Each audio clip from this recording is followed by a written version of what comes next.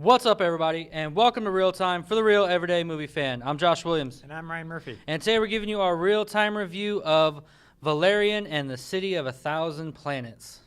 Yep, Who's all in this movie? This movie was directed by Luc Besson and stars Dane DeHaan, Cara Delevingne, Clive Owen, Rihanna, Ethan Hawke, and John Goodman in a voice role. So has a little role there. It's kind of nice. I kind of liked it.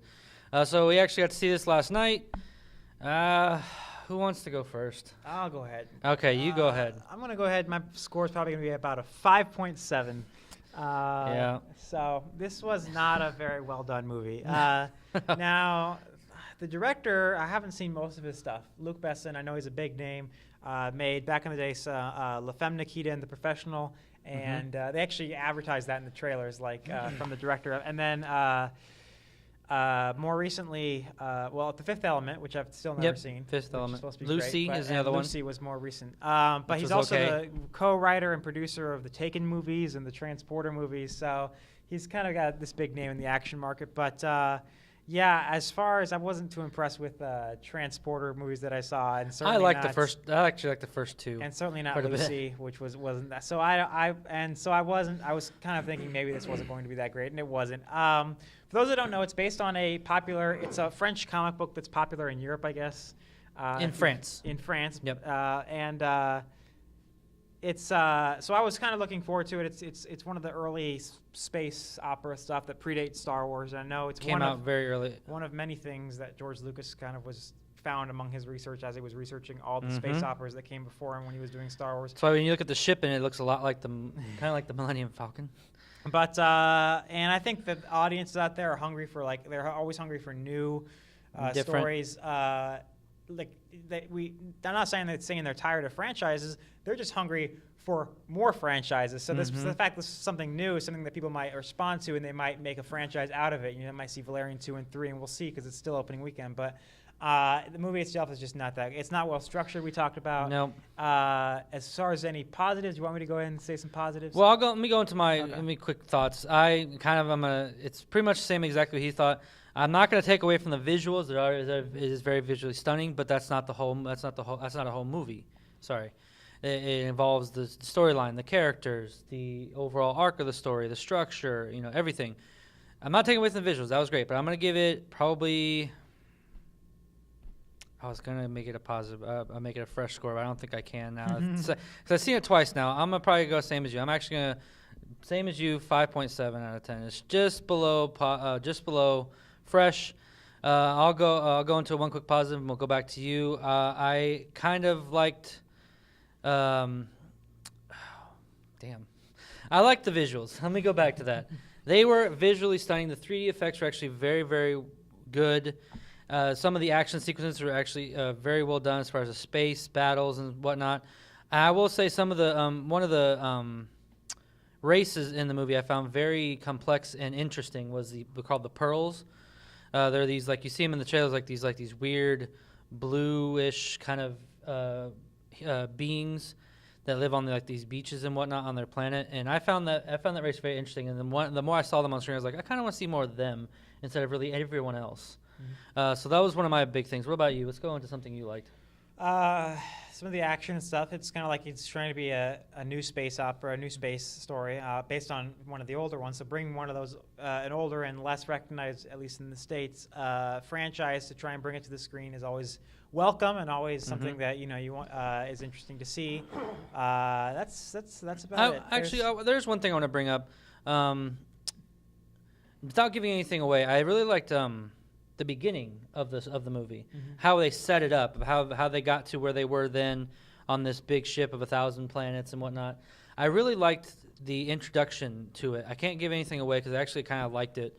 It was like how they introduced everything from the beginnings of the 1970s to now. I mean, I really liked it. I actually thought it was very creative in a sense to explain. So that was pretty nice. And also, admittedly so, I liked the world building. I liked the world they built as far as all the alien races, the different types, and how they explain what they do, and just the different types of how they intermingle together in society. I actually liked that a lot. There's a lot of creatures and there's a lot of beings and different things. I was like, I kind of want them to explore them a little more, but I know they can't because you gotta stay focused on the movie, which they kind of didn't anyway.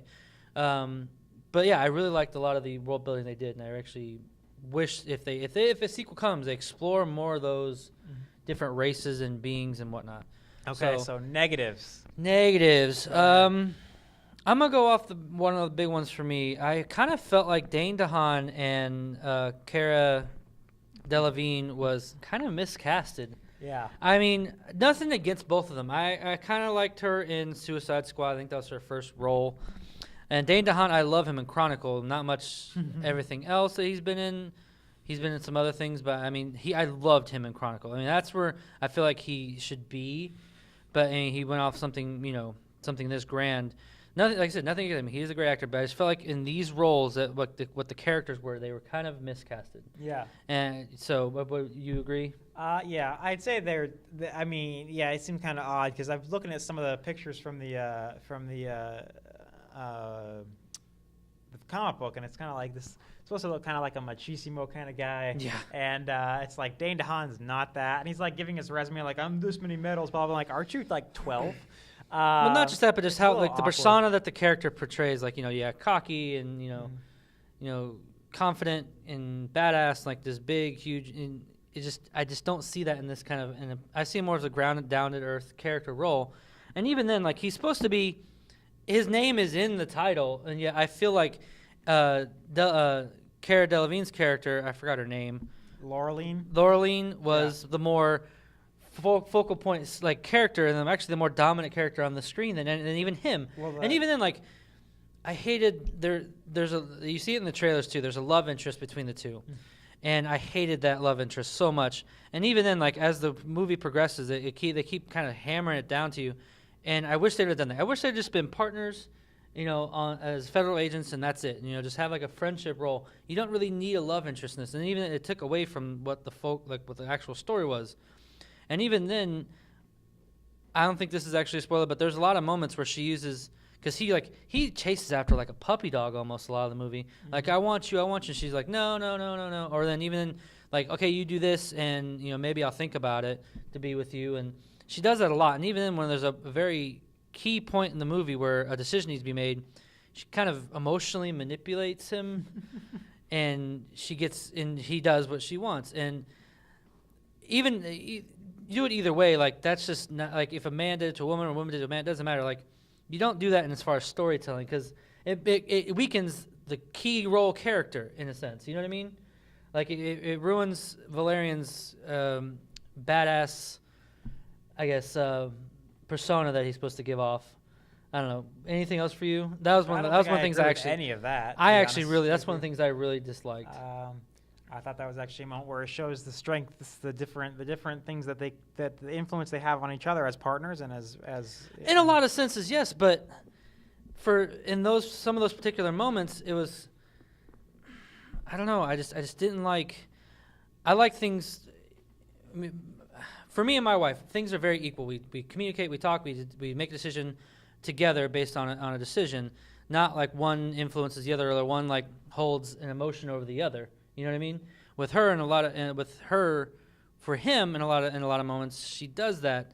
And even then, like even if he did it to her, it's not really how a partnership's supposed to work. Even if in a sense of like just being actual work partners, there has to be communication there. And there's a lot of movies that do that great balance. This one I feel like didn't. There's more emotional manipulation than the other. But okay. I'm not going to dive too much into it. There's other stuff that we can actually really talk about. Another one is if you Rihanna.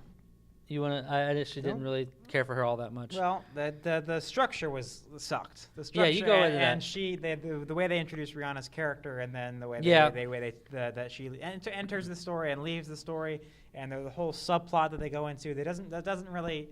None of this film never grabs you. It never grabs you and takes you along. It never feels riveting. It's they're plodding along with multiple subplots that intervene over the course of the main adventure that you go on, and then you get back to the main adventure, and it's just kind of dumb.